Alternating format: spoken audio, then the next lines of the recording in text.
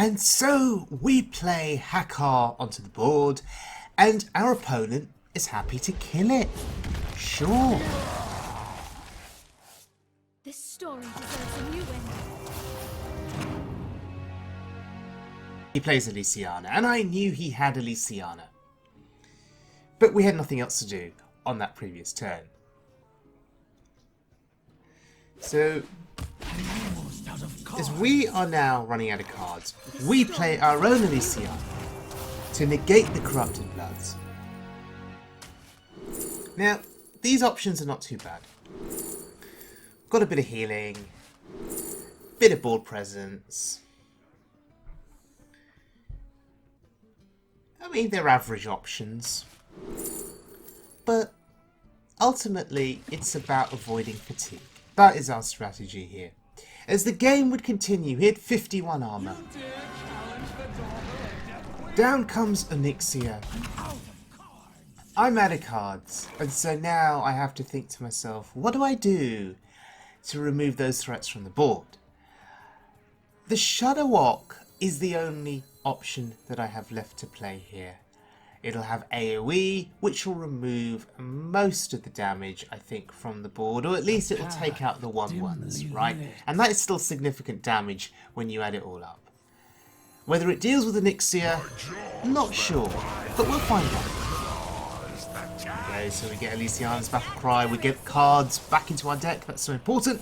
Nuzulf's Battle Cry, crucial as well. Bit more AoE. And it turns out, yes, we can deal with Onyxia. Okay, so my opponent now is running out of cards. And I suspect that to deal with this board, he'll probably have Brawl. Also worth noting that our Shadow Walk has Wind Fury. That's pretty cool. And of course there's the Brawl. I was expecting it. And in my head I'm thinking, it doesn't matter. He's out of cards. I've got lots of cards. So we will win fatigue. Our tombs.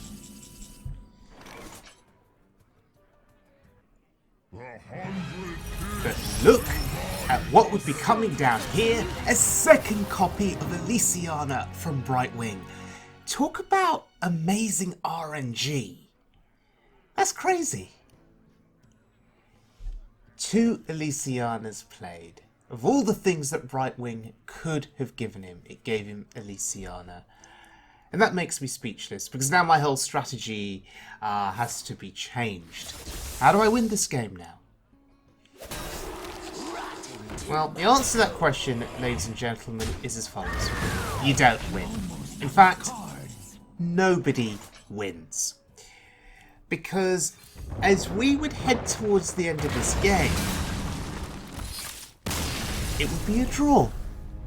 And that is the first time, I think, in a very long time that I've reached the turn limit against an opponent. So it's actually a pretty cool moment in that regard.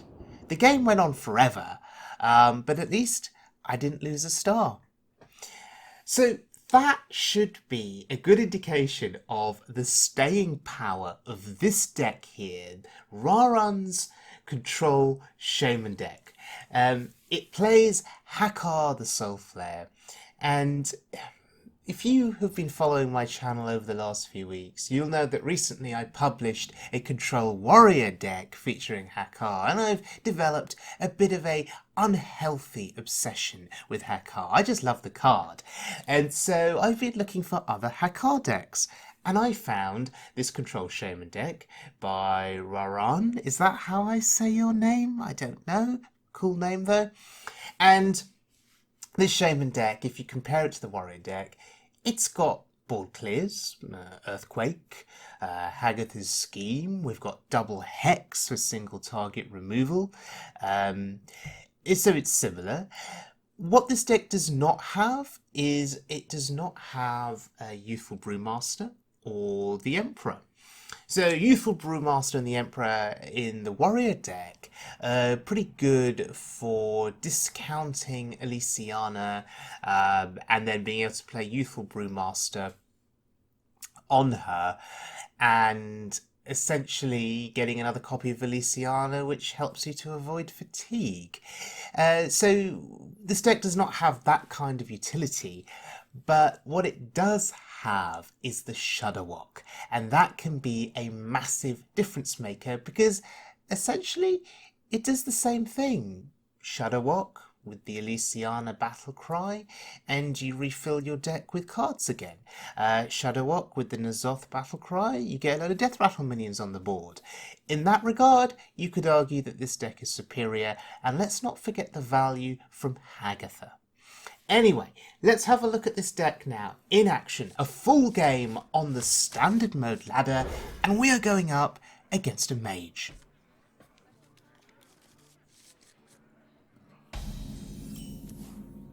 Alright, so, bit of a slow start for us, which is fine. Now, I don't play that much standard, so... Oh, it's a quest mage. Reward, get the Ascendant Scroll. I don't even know what that does. That's how little I know of standard. But even then, I don't think this kind of mage is popular in standard. So, oh well, we'll find out shortly what his quest does when completed.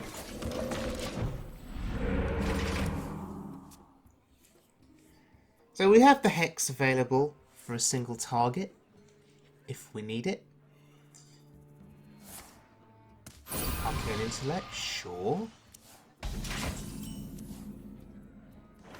Shall we make a storm? Alright, so Thunderhead there. Let's see what he will commit to get rid of that. Ah, Fireball. Okay. Oh, if I'd waited a turn, if only. Elements. Oh well, that's fine.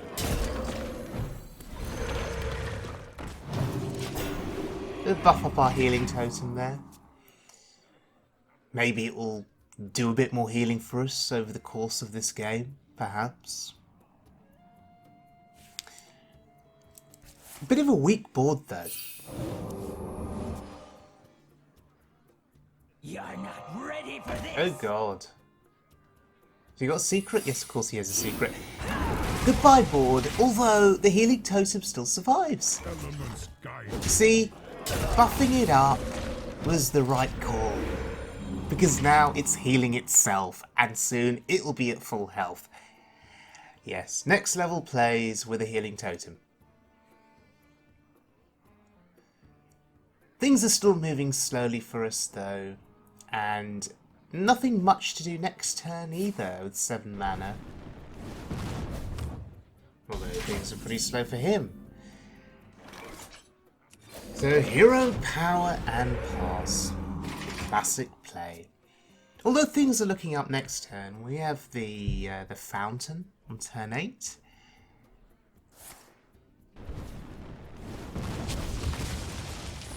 Another secret. Do we want to commit the fountain here? I think we do. It's not mirror entity at least.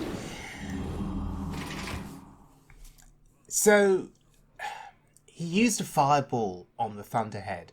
What will he use to kill the fountain? How much burn will he throw at this? I serve the Fire Lord. Someday I'll be just like you. Okay, he's going all in. He thinks he can get the board back with the Flame Waker.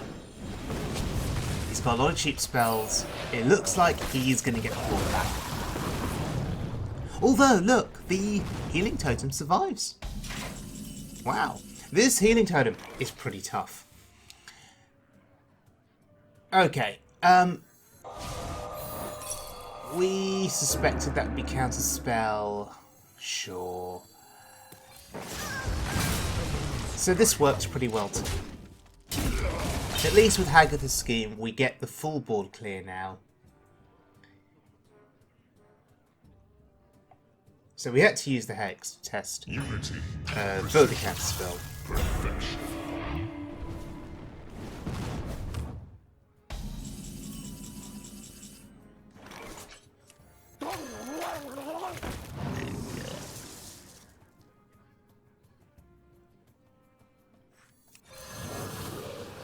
And I think it's fine here, using the AoE just to pop the shield. Ready for this. Alright. Trouble is, we don't have any secrets. If we had some secrets, that'd be pretty good.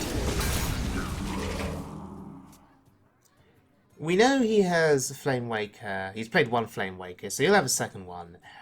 And we do have to be aware of our health total. It's pretty low now. So another Flame Waker Ready for this. and a whole lot of cheap spells could be very problematic for us, especially since he's cleared the board. So now our face really is vulnerable over these next few turns. Although, Cards Up Defender pretty good there. Cards Up Defender will heal us, and then we'll play N'Zoth and we'll get back multiple copies of that, and we'll be happy. Alright, quest complete.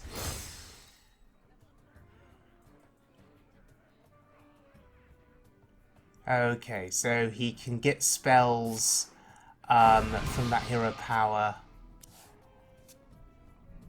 Yeah, he can get spells from that hero power and they cost less. Sure.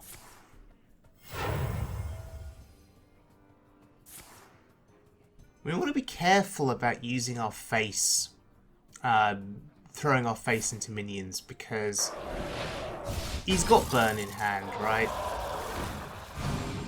So if we use our face to kill minions, we're putting ourselves at risk of dying to burn. Time runs out on me.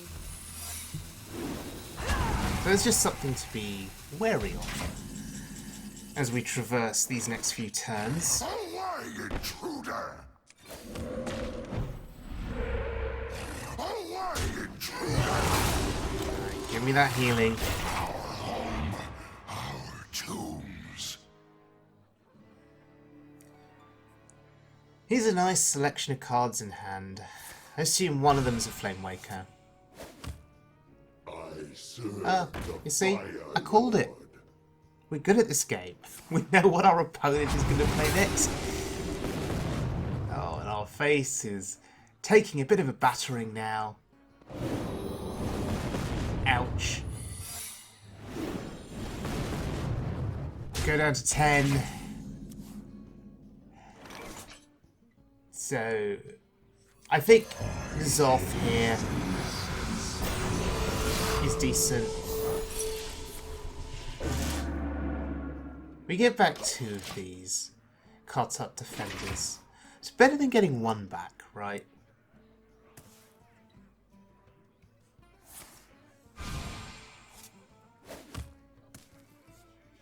Leaving the Flame Waker up, though, feels pretty risky.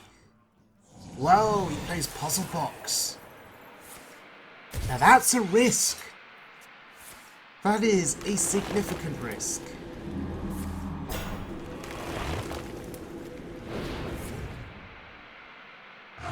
Oh, that's unfortunate. And that's actually also unfortunate as well.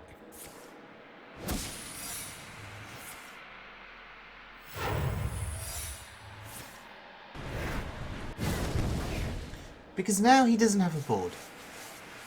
That was a Well, he can replay the Flame Waker with a load of spells and start those juggles going again from the Flame Waker. But right now he does not have a board, and I can develop. of the south. Come to my aid. Alright, what do we want? Divine Shield is absolutely sensible, and Taunt is fine too. I should have attack first before playing Siamat.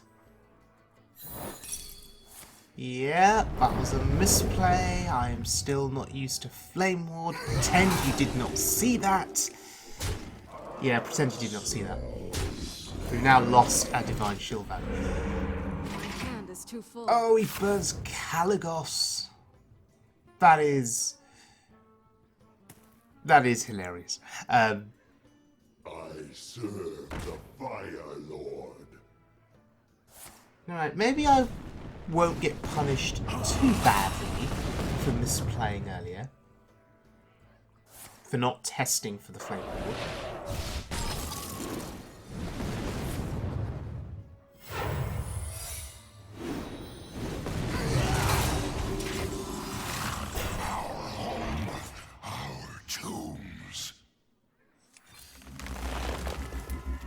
Right, so we've gone through the counter spell. I think we just kill the Flame Waker and get our board nice and clear-ish. Maybe I shouldn't have hero powered. So we can make room potentially for Shadow Walk next turn. Maybe. Of course it's the right way.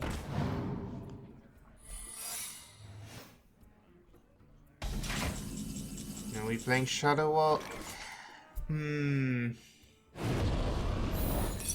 Oh, what's that? Splitting image? Of course it's the right way. Okay. Sure.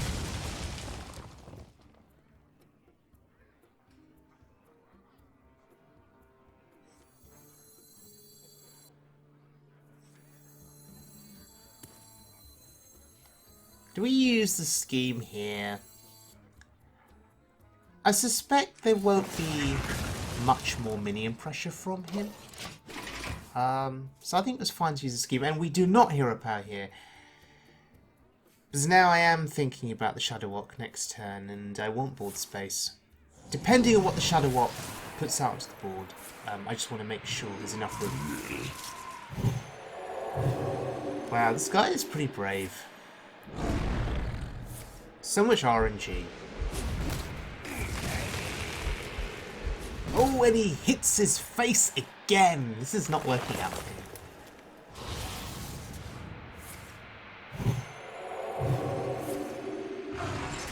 Okay, he gets some armor. He gets some armor as compensation. Okay. So, I guess now would be a good time. My jaws that bite, my claws that catch.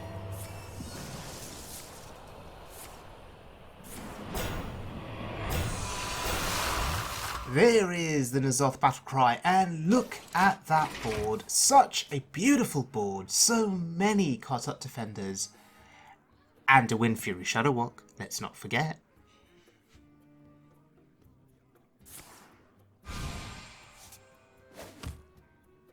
So we do not have a return to hand effect for the Shadow Walk. But the usual primary purpose of the Shadow Walk is to do two things in this deck. It's to replicate the N'Zoth battle cry, which we've done here, and to replicate the Elysiana battle cry, which we haven't done. But in this game, Elysiana, not really very important. In this game, it's about survival. And we have survived the Flame Wakers, and we just need to get through this last portion of the game. We're healing up very nicely, so we're not afraid. We're not afraid of our health total being too low at any point now. Ice Barrier, really.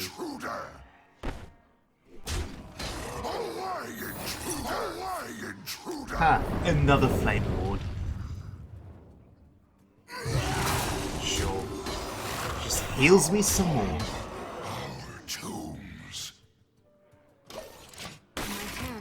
Oh my goodness, he burns Antonidas. This poor dude has burnt Caligos and Antonidas. I was not expecting Antonidas, because that potentially is another win condition. If you've used up your Flame Wakers and you're struggling, Antonidas and any remaining cheap spells could give you the fireballs needed to win the game. Although, in this case, with all of the healing that we have available to us, I suspect he would struggle there. Yeah, this is not going very well for him. But he's trying, bless him.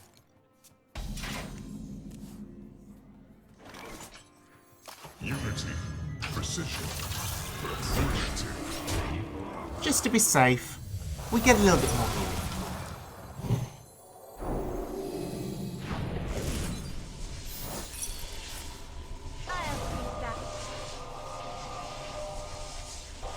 Interesting spellbender. I'm almost out of And cards. we make him My draw hand some is too cards. full. That's My hand is hilarious. too full. Okay, he's done for now.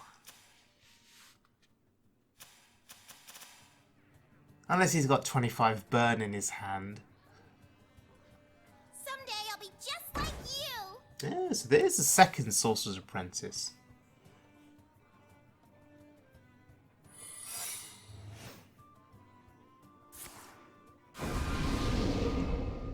Well, that is an honourable way to go. Draw cards and kill yourself. Very honourable. I applaud you, sir. I applaud you. He's a good sport. Alright, so the deck works. Versus Let's look at another game, and it is against a rogue. my fury. For Doomhammer. So, not entirely sure on the mulligan here, but Haggar's scheme seems sensible. I suspect there'll be minion presence early in this game, so keeping Haggar's scheme. Hail, friend. Charging it up seems like the right way to go. Oh, okay. Ancient Blades, sure. Greetings, friend. So, we have Farsight next turn for turn 3 into Thunderhead on turn 4.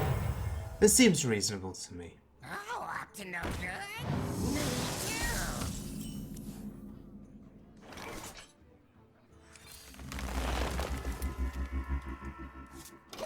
I guess the question is, how much pressure is he going to be putting on? How fast will he put that pressure on?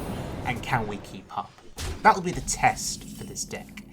And I suspect that with a Spell Power Totem on board, plus 3 damage, that's insane. That's so good.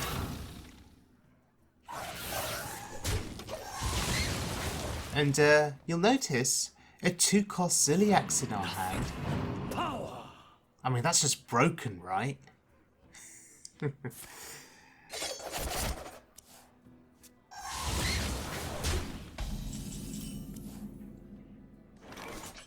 We're overloaded, and we can play Ziliax if we want, but we're not.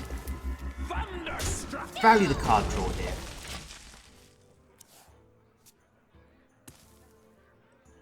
I take this. Can he kill the Thunderhead? That's the question. Because you'd think it'd be a priority to remove it.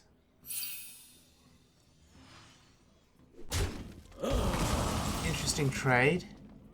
Now, he doesn't know that we don't have any overload cards in our hand. Unity, precision. But if we did have overload cards in our hand, we'd be taking full advantage. And that's one of the problems with this deck. Sometimes you just draw the Thunderheads, but you don't have the overload spells available to you, so the Thunderhead is just a 3/6 body, doing nothing.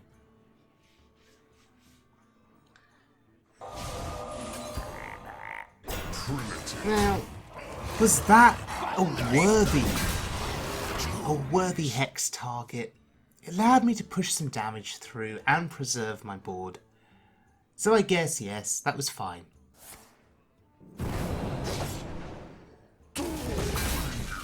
I have no time for games. Okay, no time for games. There's your hex target.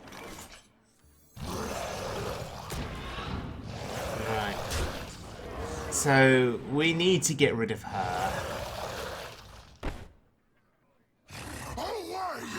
And I'm struggling with the ordering here of attack and what I throw into her. Oh, that's really sad.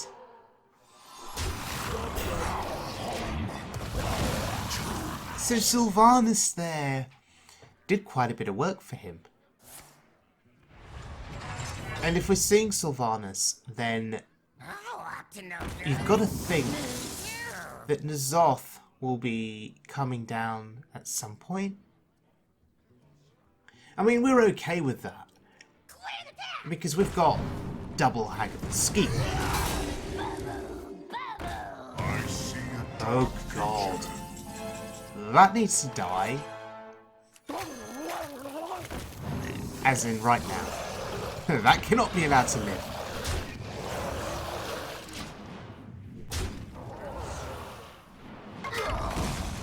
Although if this is an N'Zoth deck that he's playing, you've got to think that Togwaggle's Scheme is in his deck.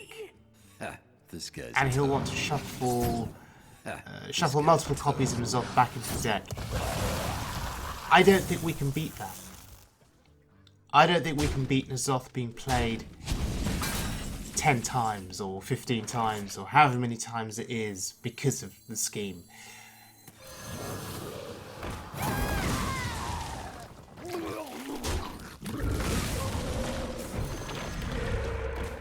So if that is his plan, we need to end the game before that happens.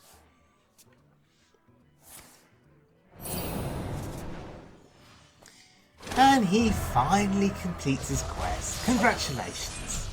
That did take quite a while.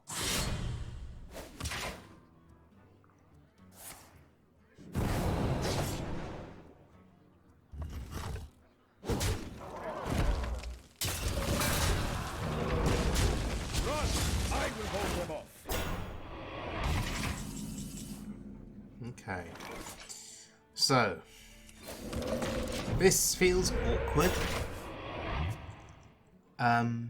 This feels very awkward.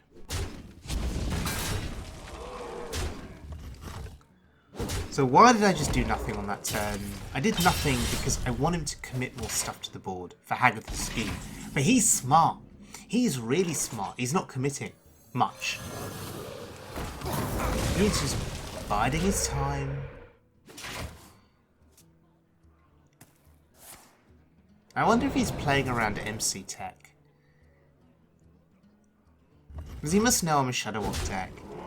And maybe he's just playing around the MC Tech Battle Cry.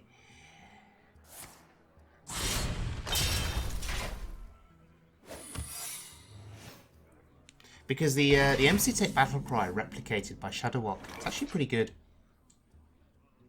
Against aggressive decks that swarm the board. We've drawn Hakkar, but when do we play it?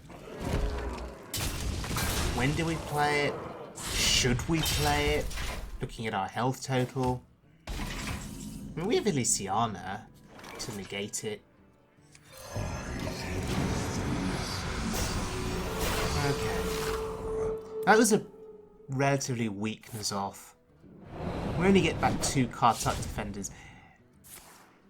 And he really wants to stop N'Zoth being returned to hand. That was a massive commitment from him to kill N'Zoth. I don't blame him for doing that.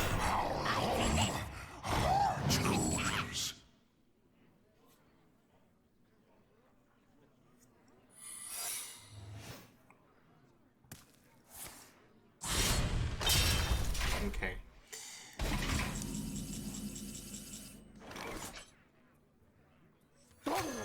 We'll wait a bit longer.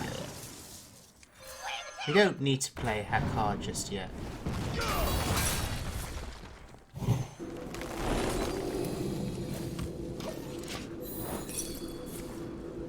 Ha! Never surrender.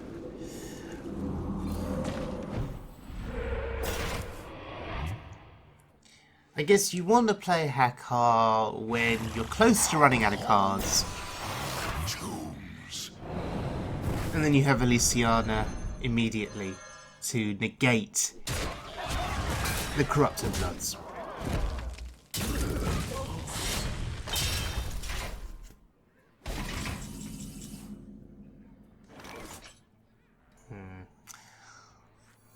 Seven attack.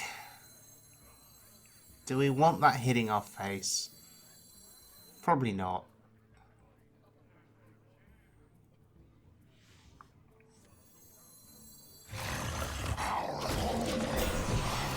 So we'll put that taunt in the way. Again, I want to wait for him to commit to the board before I play my AoE. Okay, so at least 7 attack did not go face. But he's not committing anything much. He's a smart player. He's a very smart player, clearly. Right. There's Hakkar. What does he have? Oh, Sap. I was fearing silence. That would have been annoying. Sap is kind of fine because we just played again. But our health total's pretty low, which means we're nearly dead. So, is it AoE time? I think it is.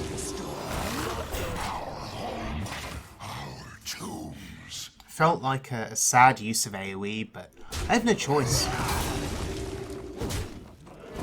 At least he's not whacking my face. Speak to me.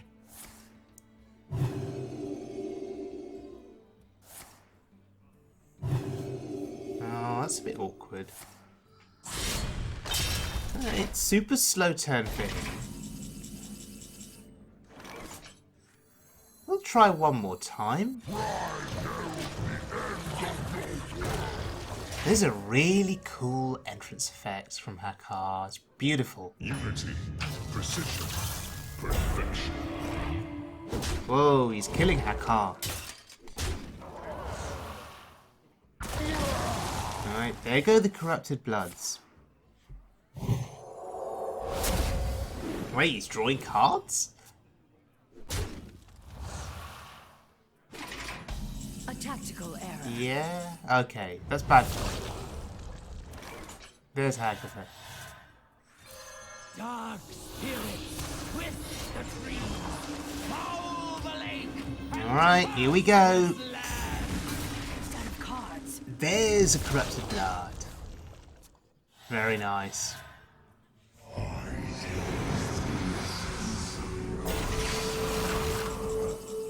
Okay, we have to deal with N'Zoth and the Sylvanas. We do not want that N'Zoth going back to hand. See, usually they use Shadow Step Instead of a tactical error. to get N'Zoth back to hand. Corrupted Bloods coming through makes us very happy.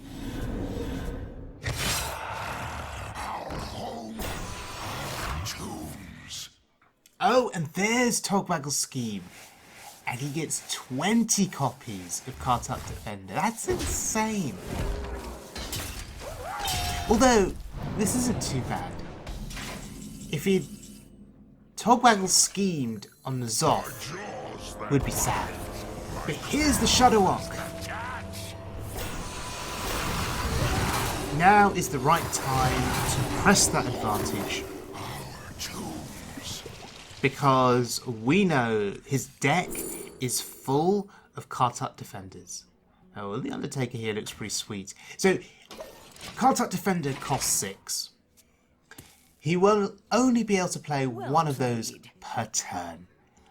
So now we fill our board. We assume that he can't deal with it.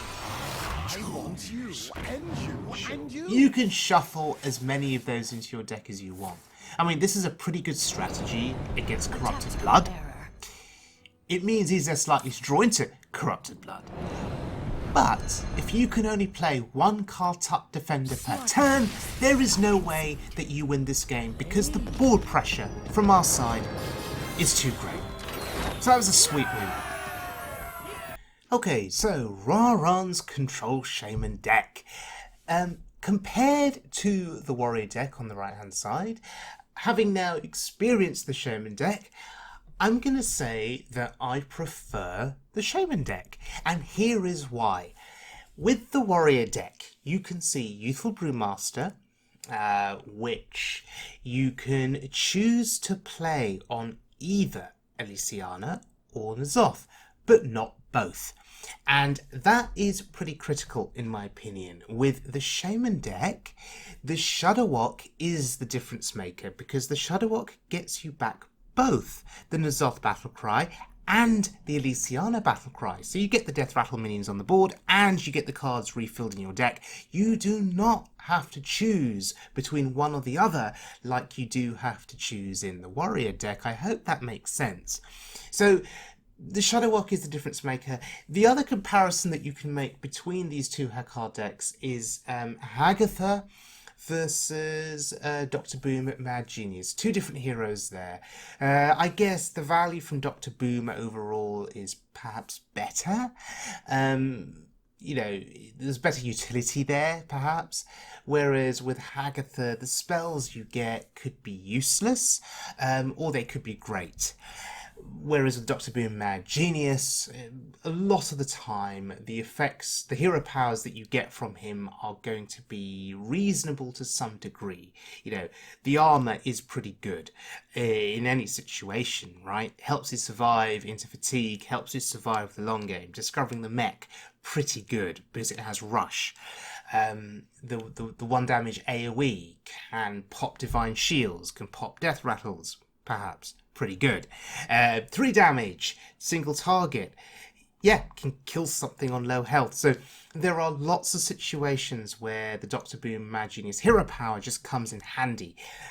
Compare that to Hakkar, and it's a bit more RNG focused with Hakkar. So I hope that comparison makes sense. But in the end, I would still choose the Control Shaman deck because of the Shudderwock. And on that note, if you guys have any interesting Hakkar decks that you'd like me to try out, they need to be competitive, of course, do leave them in the comments section below. They can be standard or wild decks. I'll give them a look. Because yes, I am pretty obsessed now with Hakkar. The issue is trying to find a deck that is competitive that plays him. So that's my focus. So, thank you very much for joining me, everyone. I hope you guys enjoyed the video, and I will see you all again very soon for more standard or wild mode fun.